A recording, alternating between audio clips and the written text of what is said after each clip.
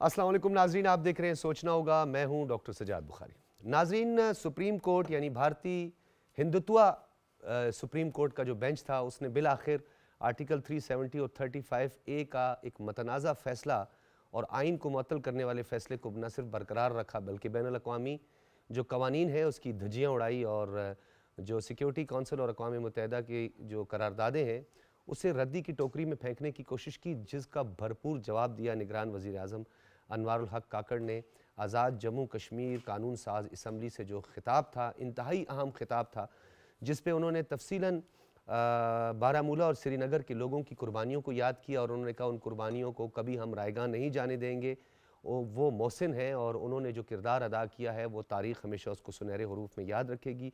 Supreme court का फ़ैसला यकतरफ़ा फ़ैसला है जिसे हम किसी सूरत नहीं भूलेंगे। जिस हद तक हम जा सके हम जाएंगे। उसके बाद निगरान वज़ीर आज़म ने एक मुज़फ़्फ़राबाद में प्रेस कॉन्फ्रेंस की है और उसमें भी उन्होंने कहा है कि भारतीय सुप्रीम कोर्ट के फ़ैसले को जूते की नोक पर रखते हैं। यानी ये भी एक इंतहाई अहम और बड़ा दो टोक पैगाम था, क्योंकि ये वही सुप्रीम कोर्ट है जिसके 5 रुकनी बेंच ने बाबरी मस्जिद का एक मतनाज़ा फ़ैसला हालिया जो एक फ़ैसला सुनाया जिसमें उसको मंदिर की जगह करार दिया गया। पै दर पै हमले किए जा रहे हैं हिंदुस्तान की जानिब से, जिसमें आर्टिकल 370 है, 35A है, सिटीज़न अमेंडमेंट एक्ट है, फिर वहाँ की जो बंगालियों की शहरियत है उसको ख़त्म किया गया, फिर मकबूजा वादी को 2 हिस्सों में तकसीम किया गया। उसको बाकायदा तौर पर ये सुप्रीम कोर्ट ने कहा कि ये आर्जी एक आइन था जिसको मुअत्तल किया गया है और ये बिल्कुल दुरुस्त फ़ैसला है। यानी हमें तो आरएसएस की रूह नज़र आ रही थी सुप्रीम कोर्ट के अंदर, जो कि हिंदुत्व राज और अखंड भारत को तक़वियत बख्शने वाली जो क़ुव्वतें हैं उनमें से एक मेंबर हमें नज़र आया, जो कि आरएसएस के गुंडों की तरह उसने ये स्टेटमेंट जारी की जिसको पाकिस्तान ने कतई तौर पर रद्द कर दिया। और निगरान वज़ीर आज़म ने उसके बाद जो आज़ाद जम्मू कश्मीर की काबीना है उसके खुसूसी इजलास की सदारत भी की और जो कि आज़ाद जम्मू कश्मीर के वज़ीर आज़म हैं उन्होंने हालिया जो कानून साज असम्बली से वज़ीर आज़म का खिताब था उसको सराहा और उन्होंने कहा कि आपने दोनों अतराफ़ कश्मीरियों के दिल जीत लिए हैं। और इसके बाद अभी भी निगरान वज़ीर आज़म कश्मीरी तलबा और तालिबात से इस वक्त वो बात कर रहे हैं, गुफ्तगू कर रहे हैं, जिसमें उन्होंने कहा है कि मेडिकल कॉलेज में बलूचिस्तान के तलबा का मसला भी हल किया जाएगा। पाकिस्तान में आबादी का जो बड़ा तनासुब और बड़ी तादाद है वो नौजवानों पर मुश्तमिल है। मवाशी जो मौक़े हैं यानी इकनॉमिक अपॉर्चुनिटीज़ जो हैं वो पैदा की जाएंगी और उसके लिए मरबूत निज़ाम लाएंगे। मसाइल के हल के लिए आज़ाद कश्मीर हुकूमत से भरपूर ताउन किया जाएगा। इस पर हम तफसीलन बात करेंगे। अपने मेहमानों का तारुफ़ करवाते चलें। इम्तियाज़ वानी स्टूडियोज़ में मौजूद हैं, सेक्रेटरी इत्तलात हैं, आल पार्टी हुर्रियत कॉन्फ्रेंस। बहुत शुक्रिया आपकी तशरीफ़ आवरी का। फ़ारूक फैसल खान साहब और ओन शराजी साहब, आप दोनों हज़रात का भी बहुत शुक्रिया, सीनियर सहाफ़ी और तज्ज़ियाकार। सबसे पहले इम्तियाज़ वानी साहब, ये वही एक मतनाज़ा फ़ैसला है जो कि हालिया बाबरी मस्जिद के हवाले से दिया गया, 5 रुकनी बेंच था और जिस तरह मंदिर की जगह डिक्लेयर किया गया उस बाबरी मस्जिद को, उस फ़ैसले को भी पाकिस्तान ने रद्द किया। लेकिन ये पै दर पै जो हमले किए जा रहे हैं, ये कोई पॉलिटिकल ऑब्जेक्टिव है नरेंद्र मोदी का, या आपको लगता है कि ये फस्तायत को तक़वियत और उरूज बख्शने के मतरादिफ है? बिस्मिल्लाहिर्रहमानिर्रहीम। आप देखें सुप्रीम कोर्ट का जिस तरह का फ़ैसला था मकबूजा कश्मीर के हवाले से 370 और 35A का, जिस तरह कल वज़ीर आज़म साहब ने कहा कि हम इसको जूते की नोक पे रखते हैं, इसी तरह मकबूजा कश्मीर के अवाम भी इसको जूते की नोक पे रखते हैं और इससे कोई फ़र्क नहीं पड़ता है।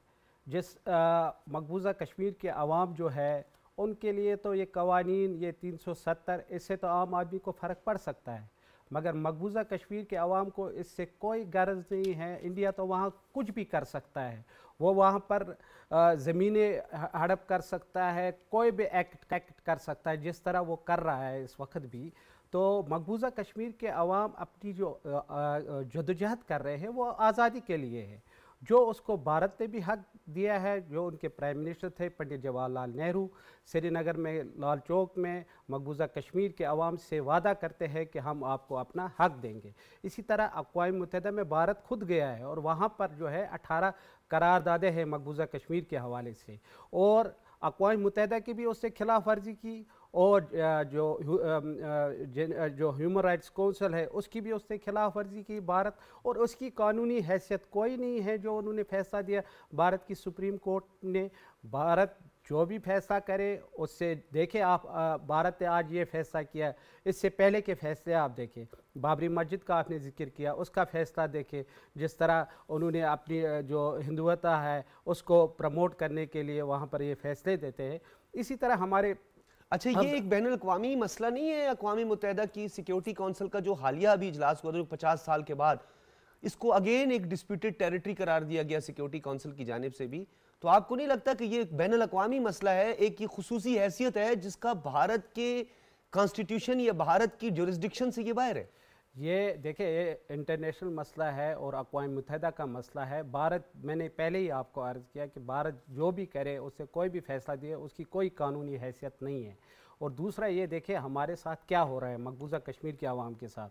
आप देखिए अफजल गोरू शहीद, उसको कोई एविडेंस नहीं थी सुप्रीम कोर्ट में। सुप्रीम कोर्ट ने खुद अपने जो फैसले में लिखा है कि इसके जो अफजल गोरू शहीद है इसके ख़िलाफ़ हमारे पास कोई एविडेंस नहीं है, मगर हम अपनी आवाम को मुतमईन करने के लिए इसको फांसी की सज़ा देते हैं। इसी तरह के फैसले आप देखिए, भारत ने ऐसे फैसले मकबूजा कश्मीर में बहुत सारे ऐसे किए हैं जो अदालतों के फैसले हैं। जिस तरह आसिफा और नीलोफर का केस है, उसमें उन्होंने कोई इंसाफ नहीं किया। आप देखिए एक 6 साल बच्ची जम्मू में, उसको जो है पहले जो है ज़्यादती की जाती है और फिर उसको शहीद किया जाता है। वो आर्मी के लोग थे और उनके खिलाफ एविडेंस भी थे, तो वहाँ की कोर्ट्स ने उनको जो है फिर रिहा किया। तो मकबूजा कश्मीर का इसी तरह कुनन पोशपोर का वाक़ा, ऐसे मसकर्स हुए मकबूजा कश्मीर में, मगर वहाँ के कोर्ट्स ने उन पे जो फैसले दिए वो उनके हक़ में दिए, जो उनके वो जो आर्मी के लोग थे। तो ये है मकबूजा कश्मीर की सूरत हाल। अच्छा, ये जो आपने बात की कि जिस तरीके से फिर उसमें एक बुरहान वानी की शहादत को भी शामिल कर देते हैं, जो कि एक फेसबुक फाइटर, एक सोशल मीडिया फाइटर था, और उसको इस नहज तक पहुँचा दिया कि जद्दोजहद आज़ादी का न सिर्फ वो एक सपूत, बल्कि वो जद्दोजहद आज़ादी का एक सिंबल के तौर पर जो है वो सामने आया और नई रूह फूंकी उसने जद्दोजहद आज़ादी में, और इस्तिस्वाब राय के लिए जो जिद्दत उसने लाई, अब वो बतदरीज उसमें इजाफा होता जा रहा है। अच्छा, ये बताइएगा कि पाकिस्तान का वाज़ेह मौक़िफ़ है कि सिफारती, सियासी, इखलाकी हिमायत जो है वो हम जारी रखेंगे मकबूजा वादी के बासियों की, लेकिन दूसरी जानिब जो मुकदमा कश्मीर है उसको बैनुल अक़वामी सतह पे पाकिस्तान बड़ा अच्छे अंदाज से पेश करता रहा है। माजी में एक हिकमत अमली थी, जिसे एक नाकाम हिकमत अमली हम भी कहते रहे कि जी जुम्मे वाले दिन हम जो है कुछ देर के लिए जो है वो खामोशी इख्तियार करेंगे। वहाँ पे फिर काफ़ी हद तक फिर हमने देखा कि आपने भी देखा कि हमारे शारे दस्तूर पर हमने घड़ी लगा दी, इतने दिन हो गए, इतने दिन हो गए।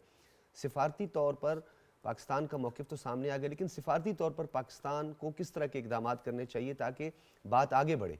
देखिए, कल प्राइम मिनिस्टर जो थे आज़ाद कश्मीर कानून साज असम्बली में जब वहाँ पर खिताब किया तो मैं वहाँ पर मौजूद था। कुल जमाती हुर्रियत कॉन्फ्रेंस के कन्वीनर महमूद अहमद सागर की क़यादत पे एक वफ़द वहाँ पर मौजूद था। जब एक तो कानून साज असम्बली में जब उससे तकरीर का वो भी हमने सुनी, और उसके बाद जो है वज़ीर-ए-आज़म के साथ हमारी मीटिंग भी हुई। तो वज़ीर-ए-आज़म साहब का जो मौक़िफ़ है वो क्लियर मौक़िफ़ था। कल उन्होंने कहा कि कुछ गलतियाँ हुई हैं, अब ये गलतियां नहीं दोहराई जाएगी, क्योंकि मकबूजा कश्मीर जिस तरह कायद-ए-आज़म ने फरमाया है कि ये हमारी शाह रग है, तो इंशाल्लाह इस शाह। अच्छा, ये जो आपने शाह रग की बात की, ओन शिराजी, ये बताइएगा कि सुप्रीम कोर्ट के क्या रिमार्क्स या जजमेंट में इस तरह के अल्फाज का इस्तेमाल करना, क्या हिंदुत्व की बू नहीं आती, उसमें RSS की बू नहीं आती कि कश्मीर जो है वो भारत का अटूट अंग है? ये तो मतनाज़ा फैसला कंट्रोवर्शियल तो मजीद कंट्रोवर्शियल हो गया इस अच्छा डॉक्टर साहब, इसको हमें दो पहलुओं में देखना होगा। एक तो इसको सबसे पहले भारत की अंदरूनी जो सियासत है उसके तनाजुर में देखना होगा। इलेक्शन आने वाले हैं, जनरल इलेक्शन भारत के, और मोदी जो है वो इंतहा पसंद जो सोच है, हिंदू सोच है, उसका आप ये कहें कि फेस है। और इससे पहले अगर उड़ी वादी अगर आप देख लें तो उन्होंने ये कोशिश की है कि इलेक्शन से पहले वो इस तरह के इक़दाम उठाते हैं कि पाकिस्तान मुखालिफ और कश्मीर मुखालिफ और फर्स्ट फ्लैग ऑपरेशन करते हैं, मुखालिफ, जी बिल्कुल, इस तरह के इक़दाम उठाते हैं। अब ये जो है ना भारत के इदारे दुनिया की 100 कार्ड जो कहा जाता है कि नामनाद किस्म की एक कोई बहुत बड़ी जमहूरियत है, वो सारा कुछ एक्सपोज हो गया है। ये हिंदू इंतहा पसंदी इन इदारों में बैठे हैं, वो मोदी के सहूलतकार हैं, चाहे वो इंडियन जुडिशरी की बात करें, ये वो जुडिशरी है जिसके जजेस खुद प्रेस कॉन्फ्रेंस करते हैं अपने चीफ जस्टिस के खिलाफ। ये जुडिशरी की आप ये कहें कि एक तारीख है कि चीफ जस्टिस मखसूस हिंदू इंतहा पसंद सोच रखने वाले जजेस के बेंच बनाते हैं। तो इसी तरह इंडियन फौज भी है, उसकी भी सोच, वो भी सहूलतकारी उसी अंदाज में जो है वो मोदी सरकार की कर रही है। लेकिन ये इस बात का अमली सबूत है, आप बिल्कुल ठीक कह रहे हैं कि सिटीजन अमेंडमेंट एक्ट पर वो सुप्रीम कोर्ट खामोश रही। मकबूजा वादी में पब्लिक सेफ्टी एक्ट के नाम पर जो कत्ल गारत और गिरफ्तारियां हुई उस पर वो खामोश रही। 15 लाख से ज़्यादा बंगालीज की शहरियत को ख़त्म किया गया, उस पर वो खामोश रही। बाबरी मस्जिद पर वो खामोश रही। तो ये तो हिंदुत्वा राज को मजीद तूल बख्शने के मतरादिफ है। डॉक्टर साहब, JNU में एक प्रोटेस्ट हो जाए ना तो वहाँ पे गद्दारी के मुकदमे लगा दिए जाते हैं। सोच इतनी छोटी है कि वर्ल्ड कप के दौरान पाकिस्तान के शायकीन को वीज़े नहीं दिए, पाकिस्तान जिंदाबाद के नारे लगाने वाले कश्मीरियों को उन पे गद्दारी के मुकदमे लगाए। वो जो स्टूडेंट वहाँ पे मौजूद थे उन्होंने पाकिस्तान के लिए अगर सपोर्ट दिखाई है तो उनके खिलाफ इकदाम किया। तो मजमूई तौर पर भारत इस वक्त दुनिया को ये एक मेकअप करके ना, दुनिया को एक झूठी जो है वो चेहरा दिखा के ये शो करने की जो कोशिश कर रहा था कि जनाब कोई बड़ी जमहूरियत है, वो एक्सपोज हो चुका है। अब इंडियन सुप्रीम कोर्ट के फैसले को इंडिया के अंदर भी नहीं माना जा रहा। इंडिया के अंदर भी जो सेन वाइसेस हैं वो नहीं मान रही, कश्मीरी तो बिल्कुल ही नहीं मान रहे। और उसकी वजाहत आज वजीर आजम पाकिस्तान ने बड़े खूबसूरत अंदाज में की। उन्होंने कहा जी हम जूते की नोक पे रखते हैं इस फैसले को। उसके साथ उन्होंने कहा कि 4 बोनों ने यह फैसला दिया है। यानी वो बोने ही हो सकते हैं जिनको इंटरनेशनल लॉ नजर नहीं आ रहा, जिनको कश्मीरियों की 1 लाख कश्मीरियों की शहादत नहीं नजर आ रही, 15,000 जो इसमें दरियां आपने की, उसके साथ साथ आपने फोर्सली डिसअपीयरेंस की, वो सारा कुछ अगर वो तो एक पूरी तारीख भरी पड़ी है, वो तो अक़वाम आलम बहुत अच्छी तरह जानती है। फारूक फैसल खान साहब, जिस तरह ऑन ने भी ये बात की, ये जो भारतीय हिंदुत्वा बेंच था सुप्रीम कोर्ट का, इसके इस हालिया फैसले के बाद आपको क्या लगता है कि हालात किस तरफ बढ़ रहे हैं? डॉक्टर साहब, कौमों की तारीख में और आज़ादी की तारीखों में इस तरह के फ़ैसले कोई अहमियत नहीं रखा करते, और ना कभी पहले रखे हैं, ना अहमियत होती है, ना आइंदा कभी होगी। क्या भारत का ये सारा जो सिलसिला है ये अब से है? 1947 से वो कश्मीर, मकबूजा कश्मीर में जो है मज़ालिम ढा रहा है। तो क्या उन तमाम मज़ालम से हज़ारों लाखों कुर्बानियाँ जो है जानों की और रिश्तों की और दी गई और लोग डिस्प्लेस हुए, तो क्या वो तहरीक को दबाया जा सका? नहीं दबाया जा सका। यानी तहरीक हमेशा जितना ये दबाते हैं तहरीक उतना जो है वो उभरती है, और उसी उभरती हुई तहरीक का नतीजा है, आपने मुज़फ़्फ़र वानी शहीद का जिक्र किया जिसने एक नई रूप होंकी, उसी का नतीजा था कि फिर ये सारा कुछ ये करना पड़ा है, ये सारे भारतीय आइन में तरमीम करनी पड़ी, और ये सुप्रीम कोर्ट जो है, so called supreme court India की, उसने ये फ़ैसले किए। आपने पूछा कि इसके क्या असरात पड़ेंगे, इसके कोई असरात मुरतब नहीं होंगे, बल्कि तहरीक को जो है और ममेज़ मिलेगी और तेज़ होगी। जो नई नस्ल है, देखिए हम ये गज़ा में भी देख रहे हैं, फ़लस्तीन में भी देख रहे हैं कि पिछली नस्ल जो है उसने आने वाली नस्लों के लिए कुर्बानी दे दी, और जो आज मकबूजा कश्मीर की नस्ल है, कश्मीर की नस्ल है, वो देख रही है कि उनके साथ, उनके आबा अजदाद के साथ क्या मज़ालम रवा रखे गए, और उनके आबा अजदाद ने तमाम मज़ालम के बावजूद जो है वो तहरीक जारी रखी। तो मैं ये समझता हूँ कि इन तमाम फ़ैसलों से, ऐसे तमाम इक़दाम से कोई भी तहरीक, और बिलखसूस जो है आज़ादी की तहरीक जो है, उससे अच्छा, एक बड़ी अहम डेवलपमेंट हुई है फारूक फैसल खान साहब। निगरान वज़ीर आज़म ने कहा है कि गिलगित बल्तिस्तान और आज़ाद जम्मू कश्मीर के लिए सड़क और राब्ते का निज़ाम जो है उसको मजबूत बनाने की ज़रूरत है, और उस पर गौर हो रहा है। आपको नहीं लगता कि ये एक बड़ा अच्छा इनिशिएटिव है? फिर थोड़े से अगर हम कौम के जज्बात और एहसासात की अगर तर्जुमानी करती हुई बात करें, कुछ सिफारती आदाब हैं, कुछ बैनुल अक़वामी क़वानीन हैं, हम तो उसकी पासदारी करते हैं, भारत उसको रोनता जा रहा है, लेकिन आपको नहीं लगता कि अभी हमें गिलगित बल्तिस्तान के हवाले से एक अच्छा फैसला, बड़ा अच्छा फैसला जी, डेवलपमेंट का फैसला जब भी हो बड़ा अच्छा फैसला, गिलगित बल्तिस्तान को सूबे के लिए जो बातें हो रही हैं, आपको नहीं लगता ये अब पाकिस्तान को जो है इस तरफ पेशकदमी करनी चाहिए? बिल्कुल पेशकदमी डेवलपमेंट की तरफ भी करनी चाहिए, और जिसकी तरफ आप इशारा कर रहे हैं कि पाकिस्तान ने बहुत, ऐसी बात नहीं, पाकिस्तान ने माजी में बहुत अच्छे तरीके से अपना केस, कश्मीर का केस, मकबूजा कश्मीर के अवाम का केस हर फोरम पे जो है लड़ा, वो चाहे OIC हो, चाहे वो दौलत मुश्तरका का प्लेटफार्म हो, चाहे वो UNO और इवन UNO की करारदादें। अब बिल्कुल ज़रूरत इस अमर की है कि एक दफ़ा फिर उसी तरीके से सफारती कोशिशें की जाएँ। और माजी बीच में एक थोड़ा सा एक वक्त आ गया जब आपने कहा जब ये सब डाका पड़ रहा था, वो वक्त था कि जब पाकिस्तान मौसर खारजा पॉलिसी इख्तियार करता, लेकिन अब मौसर खारजा पॉलिसी इख्तियार उस वक्त नहीं कर सके। लेकिन कुछ भी नहीं हुआ, कोई वक्त नहीं गुजरा, मकबूजा कश्मीर के अवाम, वहाँ के लोगों ने हौसला नहीं हारा, वो अपनी तहरीक जारी रखे हुए हैं। वहाँ आज भी क़यादत भी और उनके कारकुनान भी जो है वो जेलों में मज़ालम भी बर्दाश्त कर रहे हैं। तो इस मौके का फ़ायदा उठाते हुए पाकिस्तान को, पाकिस्तान के दफ्तर ख़ारजा को उन तमाम प्लेटफार्म पर जिन पर वो पहले भी एक्टिव था दोबारा एक्टिव होना पड़ेगा और पाकिस्तान के केसेस को लेके जाना पड़ेगा। और बिलखसूस उम्मत मुस्लिमा को जो है वो जहाँ फ़लस्तीन की बात कर रहे हैं, गज़ा की बात कर रहे हैं, वहाँ पे मकबूजा कश्मीर की भी बात कर रहे हैं। और अगर आलमी दुनिया ने इस पर ना नज़र दौड़ाई तो ना सिर्फ फ़लस्तीन वाला एरिया बल्कि ये एरिया भी डिस्टर्ब होगा। यहाँ पर भी जो है अमन अमान की सूरत हाल जो है डिस्टर्ब हो सकती है। और भारतीय वज़ीर और वो जो वीटो करते हैं, डॉक्टर साहब मैं बात मुकम्मल कर लूँ, वो जो वीटो करते हैं, हाँ। एक बहुत बड़ी दुनिया में एक बहस जो इस वक्त छिड़ गई है कि क्या अक़वाम मुत्तहिदा का मुस्तकबिल भी वही है जो लीग ऑफ नेशंस का हुआ था पहली जंग अज़ीम के बाद। तो ये तमाम पूरी दुनिया को ये नहीं है कि अब हमारा मसला है या पाकिस्तान का मसला है या मकबूजा कश्मीर वालों का मसला है या फ़लस्तीन वालों का मसला है या अरब वालों का मसला है। कोई भी मसला आज के जदीद दौर में जो है वो मुकामी मसला नहीं रहता। और जिस तरीके और ये खुदा ना खास्ता कहीं पे कुछ भी इंटरप्ट हुआ तो सारी दुनिया का निज़ाम जो है बिल्कुल आप ठीक कह रहे हैं, ये पूरी दुनिया के लिए खतरा बन रहा है। और जहाँ मशरक़ वस्ता वहीं पे जनूबी एशिया का जो अमन है वो दाव पे लगा हुआ है। और दोनों तरफ जो है नाजीज़ और वही एक जो ख़ास तौर पर जिसका हम ज़ायनिस्ट का जिक्र करते हैं, वो ज़ायनिस्ट की सोच जो है वो पनपती जा रही है और ये पूरी दुनिया के अमन के लिए एक इंतहाई ख़तरा है। अच्छा वानी साहब ये बताइएगा कि राजनाथ सिंह की जो स्टेटमेंट थी पार्लियामेंट के अंदर, जो उन्होंने स्टेटमेंट दी थी, उस पर भी बड़ा रद्द अमल निगरान वज़ीर आज़म अनवर हक काकड़ ने सामने रखा है। क्योंकि राजनाथ सिंह ये वही बंदा है जिसने मकबूजा वादी में निहत्ते फ़लस्तीन जो ख़ास तौर पर कश्मीरी हैं उनके कत्ल व गारत के बाद एक स्टेटमेंट दी थी कि हम 10 टुकड़े कर देंगे पाकिस्तान के। और फिर उन्होंने ये भड़क मारी है कि जी हम तो अब आज़ाद जम्मू कश्मीर की तरफ भी आगे बढ़ेंगे, गिलगित बल्तिस्तान की तरफ भी आगे बढ़ेंगे।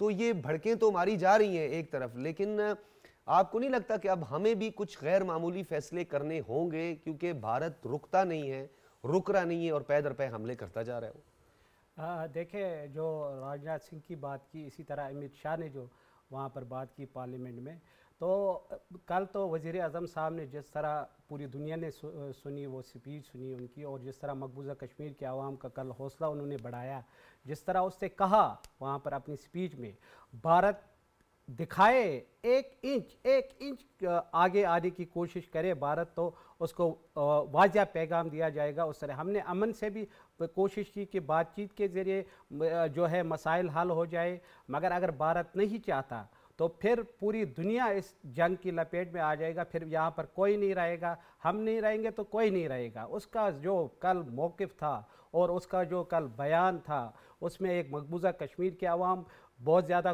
खुश हुए और यहाँ पर भी पाकिस्तानी अवाम को हौसला मिला उससे। तो उसके जो वाज़ेह पैगाम ने ये बावर कराया भारत को, और भारत को भी ये समझना चाहिए कि अगर उसने ऐसी कोशिश की तो पाकिस्तान अब खामोश नहीं रहेगा। कोई भी जंग हो उसका वो भरपूर जवाब देगा। और मकबूजा कश्मीर के देखें ना आप, मकबूजा कश्मीर अच्छा एक बदकिस्मती है हमारी इम्तियाज़ वानी साहब, I was there, university ground है मुजफ्फराबाद का, वहाँ पे हमारे साबिक वज़ीर आज़म जो इस वक्त जेल में है, उन्होंने एक तकरीर की थी, काफ़ी मायूसी उससे फैली थी कि कोई भी लाइन ऑफ कंट्रोल की तरफ नहीं बढ़ेगा, मैं ख़ुद जा रहा हूँ और मैं ये मुकदमा लड़ूंगा, मैं सफ़ीर भी हूँ।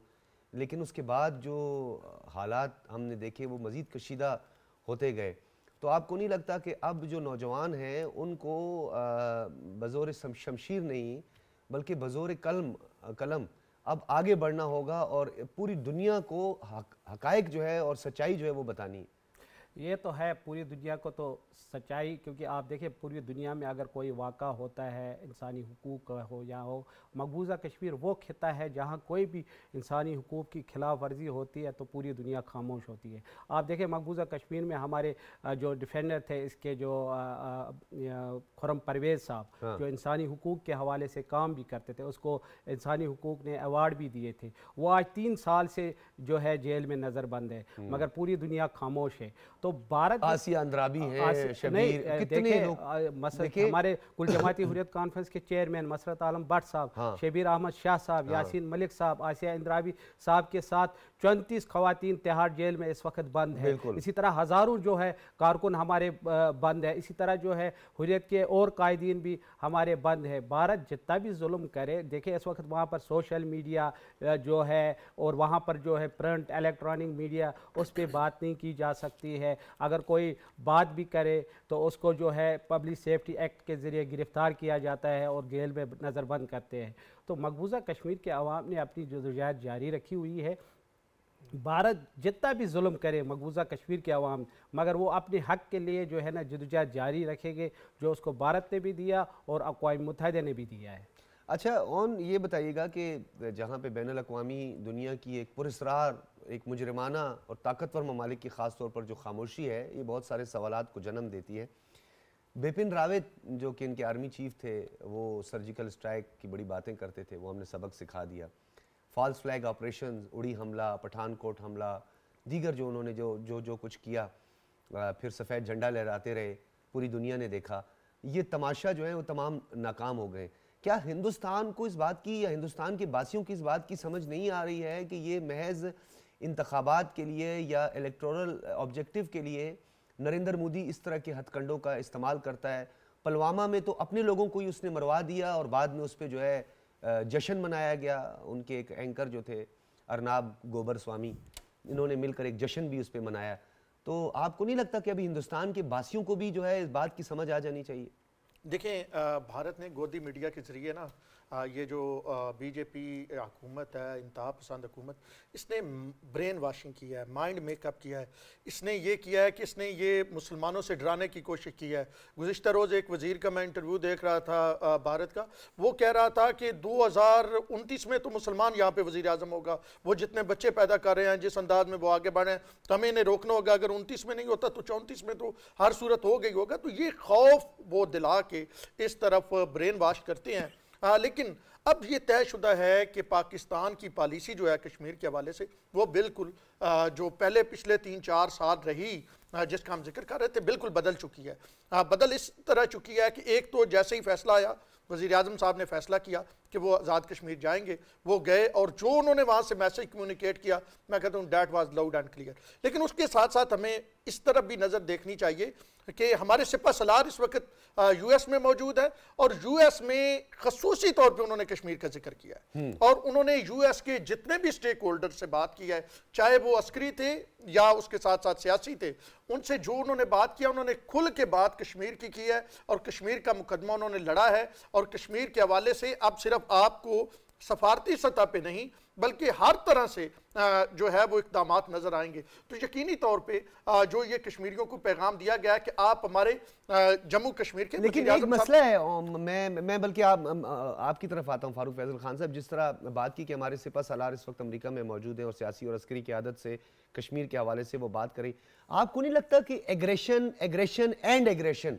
इसको काउंटर करने के लिए थोड़ी बहुत हमें अपनी एग्रेसिव टोन रखनी होगी, सिफारती तौर पर भी और वैसे भी? डॉक्टर साहब, आप जज्बाती हो रहे हैं सारी चीजें। मैं जज्बाती नहीं, मैं कह रहा हूं कि एग्रेशन है, एक तरफ एग्रेशन है। एग्रेशन जो कल वजीर आज़म ने, गो के वो निगरान वजीर आज़म है, जो ये फिक्रा कहना है कि पाँव जूते की नोक पे रखते हैं इस फैसले को, तो इसने सब क्लियर कर दिया है कि कुछ भी तब्दील नहीं हुआ। अल्हम्दुलिल्लाह पाकिस्तान के अंदर भी वो जज्बात कश्मीर के हवाले से उसी तरह मौजूद है।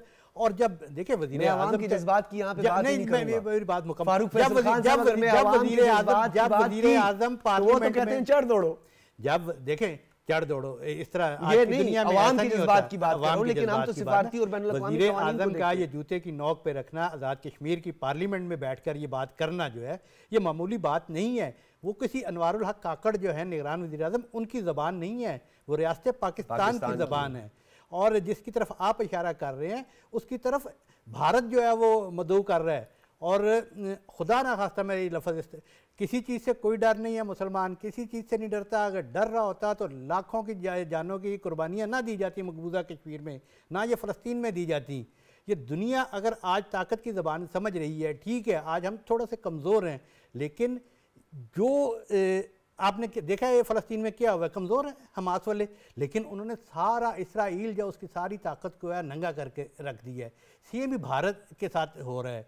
और अगर ये थोड़ा सा आगे बढ़ा, अग्रेशन का कह रहे हैं, फॉरेन पॉलिसी में जो है वो जी, मेरा सवाल जो था सिफारतकारी में हमारे थोड़े एग्रेसिव टोन के साथ अगर हम आगे बढ़े, बड़ी स्ट्रिक्ट जो है हमारी वो होनी चाहिए, और जो हमारे दोस्त ममालिक हैं जो खास तौर पर हम उनको एंगेज नहीं कर रहे हैं, जो नेपाल है, भूटान है, श्रीलंका है, नहीं, उन बेचारों ने इंटरवीन और उन बेचारों ने वो कुछ भी नहीं कर सकते, लैंड लॉक कंट्रीज हैं, वो उनका इन्हिसार है।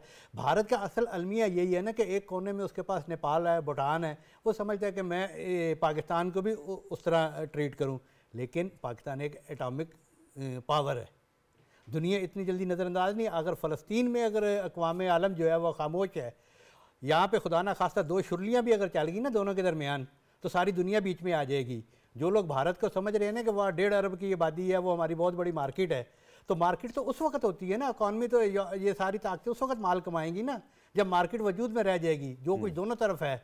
तो लिहाजा उसकी भारत की क़यादत को भी सोचना चाहिए कि भाई इन चीज़ों को हल करें। अगर ये चीज़ें हल नहीं होंगी तो ये चाहे वो फ़लस्तीन हो या चाहे अपना कश्मीर हो, जब तक इनको अपनी रियासतें नहीं मिलेंगी, ये आज़ाद नहीं होंगी, और जब तक ये दुनिया ये मसला मौजूद रहेगा, ये गलतफहमी होगी भारत की भी या किसी भी ताकत की कि वो ताकत के बल पर जो ऐसे फ़िलहाल ये क्या 370 या 35 ये करके अपने अंदर कर लेगा, इस तरह मुमकिन नहीं है। जब तक ये दुनिया इंशाअल्लाह हम आज़ादी हासिल कर रहेंगे, और ये कश्मीरी भी आज़ादी हासिल करेंगे। और जिस तरफ आपका इशारा वो बिल्कुल ठीक है, और फ़ॉरेन ऑफिस को जो है वज़ीर आज़म की टोन को समझना चाहिए। वजारत खारजा उसी को लेके आगे बढ़ने, उसी को लेके आगे बढ़ेंगे ना। ऐसे नहीं होता कि जनाब वज़ीर आज़म किसी और पिच पे और फ़ॉरेन ऑफिस कुछ और हो। वज़ीर आज़म ने जो खिताब किया, जो बात की, अच्छा, ये जो एक नुक्ता था, ये जो एक्सपर्ट्स हैं बैनुल अक़वामी क़वानीन को या जो आलमी मुबस्सिरीन हैं वानी साहब, वो भी ये मेरा सवाल उन्हीं के जो एनालिसिस है उसको सामने रख के है कि पाकिस्तान को उन ममालिक को भी अब एंगेज करने की ज़रूरत है, और डेफिनेटली हमें करना है। हमारा डायस्पोरा बरतानिया में, अमेरिका में बड़ा फ़ाल है, कश्मीरी डायस्पोरा भी हम मानते हैं, इनवाइज हैं, वो भी बहुत ज़्यादा काम करें, लेकिन कुछ ममालिक को हम नज़रअंदाज नहीं कर सकते। मालदीव्स को नहीं नज़रअंदाज कर सकते, जहाँ के प्रेसिडेंशियल इलेक्शन में इंटरवीन नज़र आता है, वहाँ पर मदाखलत भारत की नज़र आती है। श्रीलंका में टाइमल टाइगर्स के खिलाफ जो है महिंदा राजा पक्से का ऑपरेशन हमें याद है। इसी तरीके से बंगाल के अंदर हम देख रहे हैं, नेपाल के अंदर देख रहे हैं, नेपाल के प्राइम मिनिस्टर केपी ओली शर्मा को बाकायदा धमकियां दी गई। इन ममालिक को भी हम एंगेज करें ताकि थोड़ी हमारी एग्रेशन आए, हमारी जो सफारतकारी है। देखिए, भारत जो इस वक्त कर रहा है, आप देखिए कनाडा में जिस तरह आपने खुद कहा, मालदीव हो या नेपाल हो या श्रीलंका हो, जिस तरह के वो वहाँ पर इंटरफेयर कर रहा है, इसी तरह वो आजकल बाहर निकला है। बाहर की दुनिया को ये समझना चाहिए। कल वो जो है वहाँ पर भी आया हुआ, जिस तरह कनाडा में सिख रहनुमा को जो है जो कत्ल किया गया, इसी तरह भारत जो है पूरी दुनिया में फैला हुआ जिस तरह के वो काम कर रहा है, तो पाकिस्तान को चाहिए, आपने जिस तरह कहा, सफारती जो अपनी उसमें जो है तेज़ी लानी चाहिए। जिस तरह वज़ीर आज़म साहब ने कल उसने जो वाज़िया मौक़िफ़ अपनाया था, 7 दहाइयों से तो हम यही कहते आ रहे थे कि मकबूजा कश्मीर जो है सियासी इखलाकी इसकी आप हिमायत जारी रखेंगे, मगर जिस तरह वज़ीर आज़म ने कहा कल, उसी तरह की अगर ट्यून ये जारी रही और जो आने वाली हुकूमत होगी उसी टोन पे रही, और हमने ये उनको वाज़ेह तौर पे कहा, पाकिस्तान का जो मौक़िफ़ है वो एक होना चाहिए, कश्मीर पॉलिसी एक होनी चाहिए, क्योंकि जो भी हुकूमत आती है वो अपनी पॉलिसी लेके चलती है। अच्छा, लेकिन एक इसमें इम्तियाज़ वानी साहब, जिस तरह फ़ारूक साहब ने भी ये बात की, मैं इसको आगे बढ़ाऊँगा। आज अगर हमारे तनाज़ात हैं, लाइन ऑफ कंट्रोल है, वर्किंग बाउंड्री पर इशूज़ हैं, या इससे पहले जितने भी हमारे जो कोर इशूज़ हैं, ट्रेड है, उसमें बड़ी रुकावट जो है वो यही है कि हम कहते हैं कि हम 1 इंच भी आगे नहीं बढ़ेंगे जब तक आप जम्मू कश्मीर को इंसाफ नहीं देंगे, प्लेबिसाइड या इस्तिस्वाब राय की बात नहीं होगी, हम आगे नहीं बढ़ेंगे। पाकिस्तान तो डटा हुआ है ना अपनी बात पे। पाकिस्तान डटा हुआ है, और उनको आप बाकी, वरना अगर खुदा न ख्वास्ता अनफॉर्चुनेट अगर हम इस बात को थोड़ा सा पीछे कर देते हैं तो हिंदुस्तान तो बहुत फ्लेक्सिबिलिटी दिखाने के लिए तैयार है। मैं ये भी कहूँगा कि पाकिस्तान को अब सफारती जो है उसको तेज़ करना चाहिए, क्योंकि फॉरेन ऑफिस को तेज़ करना चाहिए। और दूसरा, उन्होंने उन ममालिक को, जिस तरह OIC के है उसमें 54 इस्लामी ममालिक हो, उनके साथ बातचीत करनी चाहिए। इसी तरह जो है अमेरिका के साथ, जो बरतानिया जिसने हमें गारंटी दी थी मकबूजा कश्मीर के अवाम को, फरीक है, तो उनके साथ बात करनी चाहिए। और पूरी दुनिया को एंगेज करना चाहिए मसले कश्मीर के, क्योंकि उनको ये भी वाज़ह तौर पे बताना चाहते थे कि इस अगर आपको नहीं लगता कि बरतानिया में बड़ी आवाज़ें उठी हैं, ब्रिटिश पार्लियामेंटेरियंस ने 90 मिनट से ज़्यादा मुकदमे कश्मीर पर डिबेट की है, उसके अलावा उनके एक स्टेट मिनिस्टर ने खुद ये बात की है कि हिंदुस्तान के साथ ट्रेड को मशरूत कर दिया जाए मकबूजा वादी में इंसानी हुकूक की बुनियाद पर। देखिए बरतानिया में रिपोर्ट्स भी आए इंसानी हुकूक के हवाले से कश्मीर के, इसी तरह चार मुफस्सल रिपोर्ट है इंसानी हुकूक ह्यूमन राइट्स काउंसिल में आई है, इसी तरह जो है ऐसी बहुत सारी रिपोर्ट्स आई है मकबूजा कश्मीर के हवाले जो वहाँ पर जुल्म और ज़्यादतियाँ हो रही है। तो दुनिया को भी समझना चाहिए, उनको अब खामोश नहीं रहने चाहिए। अगर उनके भारत के साथ मुफादात है वो वक्ती तौर पर होते हैं मुफादात, मगर दुनिया को इस बात पर भी तरफ चाहिए कि कल इस खित्ते में अगर जनूबी एशिया में जंग हो गई तो वो पूरी दुनिया को अपनी लपेट में पूरी दुनिया को अपने लपेट में ले सकते हैं अगर जनूबी एशिया और मशरक़ वस्ती की सूरत हाल में बेहतरी ना आई। एक शॉर्ट ब्रेक लेते हैं और ब्रेक के बाद हम गुफ्तगू के सिलसिले को आगे बढ़ाएंगे।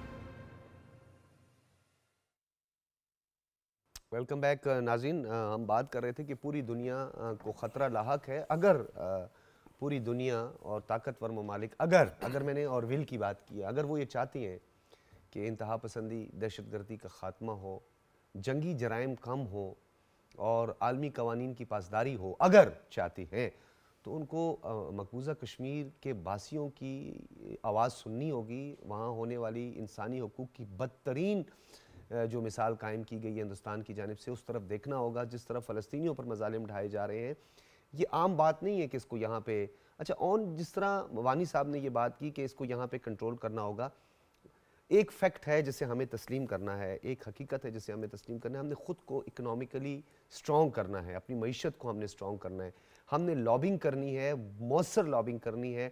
ये कहना अब हकायक को पसे पुष्ट डालने वाली बात हो कि जितना हमें करने की ज़रूरत थी हम उस तरह नहीं कर पाए लॉबिंग, जिस तरह हिंदुस्तान लॉबिंग कर रहा है। अमेरिकी कांग्रेस में देखें, कांग्रेस मैन उनके देखें, या बरतानिया के अंदर देखें, तो हमें अपनी थोड़ी सी लॉबिंग को भी मजबूत करना है। ये बात ठीक है डॉक्टर साहब? बिल्कुल बदकिस्मती से पिछले 4-5 साल एक जो टेन्योर गुजरा है उसमें जो रियासत की लॉबिंग की जानी चाहिए थी, जो रियासत के मफादात की लॉबिंग की जानी चाहिए थी, उसकी जगह पर्सनल लॉबिंग फर्में हायर की गई, पर्सनल लॉबिंग की गई और वहाँ पे पर्सनल मफाद हासिल करने की कोशिश की गई। अब जब वज़ीर-ए-आज़म, निगरान वज़ीर-ए-आज़म पाकिस्तान ने आज़ाद कश्मीर में बैठ के ये बात की है तो दुनिया के बड़े बड़े जो दारुल हुकूमत है ना, वहाँ पे घंटियाँ बज गई हैं, वहाँ पे समझ आ गया। और जब वो ये बात कर रहे थे तो सिपह सलार उसी वक्त यूएस में बैठ के यही बातें कर रहे थे और यूएस वालों से यही कुछ कह रहे थे कश्मीर के हवाले से। तो अब मजमूई तौर पे जो पॉलिसी है, एक तो हमें बिल्कुल जब तक इकॉनमी मजबूत नहीं होगी, और उसके लिए SIFC हमारे दोस्त ममालिक एक बड़ी इन्वेस्टमेंट वो पहले काम किया गया, उसके इजलास महीने में 2-3 माना तौर पे हो रहे हैं इजलास, और उसमें सिपह सलार, उसमें मौजूदा क़यादत वो बड़ी मतलब ईगरली पार्टिसिपेट कर रही है। तो सबसे पहले तो हमने अपने इकॉनमी की चैलेंजेस को देखा, इकॉनमी को मजबूत करने की कोशिश की। और अगर आप देखें कि डॉलर कहां से कहां पे हम लेके आए, पेट्रोल कहां से नीचे आ गया, बिल्कुल स्टॉक एक्सचेंज पाकिस्तान की तारीखी सतह पे जा चुके हैं, रिकॉर्ड है।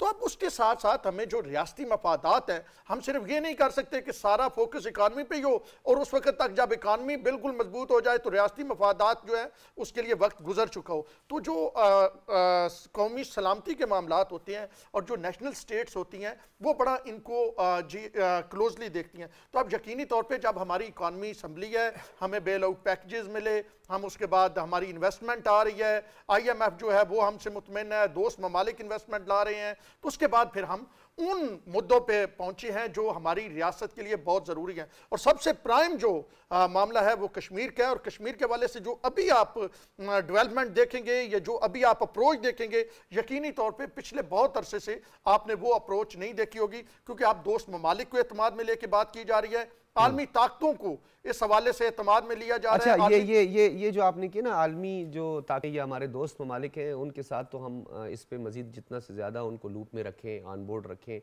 वो बहुत ज़्यादा बेहतर है। लेकिन फ़ारूक फैसल खान साहब, क्योंकि हम गुफ्तगू को अब समेट रहे हैं, तो ये बताइएगा कि पाकिस्तान को आपको नहीं लगता कि बिल्कुल तैयार होना चाहिए, क्योंकि माजी का ये एक प्रैक्टिस रही है हिंदुस्तान में कि जब भी वहाँ इंतखाबात करीब होते हैं तो मोदी सरकार हो या अनफॉर्चुनेट कांग्रेस भी यही कुछ करती रही है, अपनी रिवायत बरकरार रखती रही है, फॉल्स फ्लैग ऑपरेशन, बिल्कुल झूठा प्रोपेगेंडा। तो हमें लाइन ऑफ कंट्रोल और वर्किंग बाउंड्री के हवाले से ज़्यादा कॉन्शियस रहने की ज़रूरत है। जी फारूक जी, इसमें तो डॉक्टर साहब मुझे और आपको ये कहने की ज़रूरत नहीं है, जिन अदारों की जिम्मेदारी है वो बिल्कुल लाइन ऑफ कंट्रोल पे चौकस भी हैं। और आपने अपनी गुफ्तगू में पहले शुरू में ही हवाला दे दिया था कि वो क्या था जी, वो उन्होंने एयर स्ट्राइक की थी, वो जो सर्जिकल बाद में कहा सर्जिकल स्ट्राइक अभी नंदन जो है, तो लिहाजा उस तरफ से जो है ना वो बिल्कुल आप बेफिक्र रहें कि अदारे और वो सारे चौकस भी हैं और उन्हें अपने सरहदों के हवाले से। दूसरी बात जो है वो ये है कि एक दौर था कि जब पाकिस्तान की सियासत में हमेशा इलेक्शन हुआ करता था एंटी इंडिया और ऐसे सेंटिमेंट्स उभारे जाते थे, लेकिन अब ऑल टुगेदर गुज़श्ता 15-20 साल से चीज़ें डिफरेंट हो चुकी हैं। अब इंडिया में जो है वो जो उनके यहाँ नेशनलिज्म थी वो तकसीम हो रही है, और जिस तरह आप कह रहे हो हिंदुत्वा और वो हिंदुज़म जो है और उसको वो ज़्यादा उजागर किया जा रहा है। तो वो क्या करते हैं इलेक्शन में, वो इलेक्शन में वो एंटी मुस्लिम और एंटी पाकिस्तान जो है उस पर वो इलेक्शन लड़ते हैं। तो मैं ये समझता हूँ कि हमारे यहाँ जो जमहूरियत और ये सारा प्रोसेस जो है ये मुस्तहकम होता जा रहा है कि हम अपने लोकल मसाइल पर इलेक्शन लड़ रहे हैं। हमारी पॉलिटिकल पार्टीज अपने के भी हम ये कर देंगे, अवाम के लिए ये कर देंगे, वो कर देंगे, हम उस फिनोमेना से निकल आए हैं। जबकि इंडिया में जो है वो एंटायरली फिनोमेना जो है वो उलट गया है, और वहाँ की बरसरे इक़्तिदार जमात जो है वो एंटी मुस्लिम और एंटी पाकिस्तान का नाम लेके अपने माशरे को जो मज़ीद तकसीम कर रही है। बहुत शुक्रिया फारूक फैसल खान साहब, मोहन शिराजी साहब और इम्तियाज़ साहब, आप तीनों हजरात का बहुत शुक्रिया। नाज़रीन, एक बात तो रोज़े रोशन की तरह आया है और नविश्ता दीवार है, हमारे निगरान वज़ीर आज़म ने जिस तरह हालिया सुप्रीम कोर्ट के फ़ैसले को जूते की नोक पे रखा, इसी तरह हमारी मुसल्लह अफवाज की तरफ से बार बार ये पैगाम दिया जाता है कि किसी किस्म की गलती या सरप्राइज़ की कोशिश न कीजिएगा, क्योंकि हमारा सरप्राइज़ आपके लिए इंतहाई ख़तरनाक होगा। अगर आपने इंतखाबात के लिए फिर से कोई फॉल्स फ्लैग ऑपरेशन किया तो फिर हम चाय पिला के फिर वापस नहीं भेजेंगे, क्योंकि ये हम एक ही दफ़ा चाय पिलाते हैं, बार बार जो है हम चाय नहीं पिलाते, कॉफ़ी नहीं पिलाते, फिर बाद में हम जो कुछ करते हैं वो हिंदुस्तान को अच्छी तरह पता है और माजी में भी हम सबक सिखा चुके हैं। लिहाजा महदूद रहा जाए, अपनी टेरिटरी तक महदूद रहा जाए। हमारी टेरिटरी की तरफ अगर मैली आंख से देखा गया तो वो मुंह तोड़ जवाब दिया जाएगा, जो कि तारीख़ हमेशा याद रखेगी। इजाज़त दीजिए, अल्लाह हाफ़िज़।